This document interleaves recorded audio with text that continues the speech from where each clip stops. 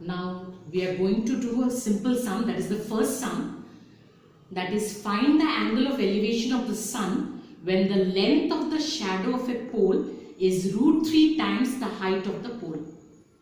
So we have a pole AB, but a relation is given. Now the shadow of the pole will fall on the ground. So BC is the shadow of the pole.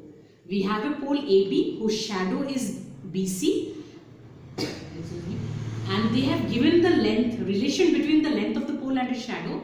The length of the shadow of a pole is √3 times the height of the pole.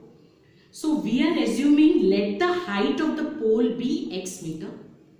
Therefore the length of the shadow will be √3 times the height. So length of the shadow will be √3 into x, that is √3x meters.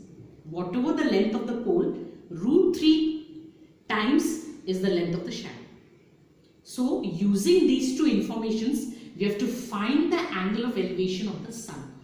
Now sun is an object always higher than the level of observation, higher than the observer.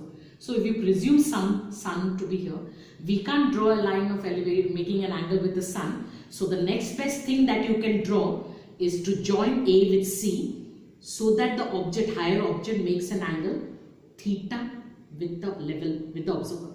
So this angle theta, we should be a little more straight. Okay. So now this is a straight line. AC has been joined in order to form the angle of elevation with the observer. So this is the angle of elevation and this is the angle of elevation of the sun. Now if you have objects then higher than the level of observer, you will get the angle of elevation. So the angle of elevation has been marked as theta. We have to find out the angle of elevation of the sun using these informations. So theta is the angle of elevation of the sun, we have marked here. Now see the triangle ABC. In triangle ABC, tan theta is opposite side by adjacent side, or you can write perpendicular by the base. You have to know which is the opposite side with respect to theta.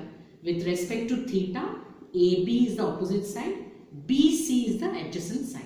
So opposite side we have tan theta as AB, adjacent side we have BC, so it's a ratio of AB and BC. So tan theta we'll write in place of AB x meter, in place of BC we will write √3x meter. Meter gets cancelled, it's a ratio. X also gets cancelled and you are left with tan theta is equal to 1 by √3. So if tan theta is 1 by √3, tan of which angle is 1 by √3? If you remember your trigonometrical tables of standard angles, tan 30 is 1 by √3.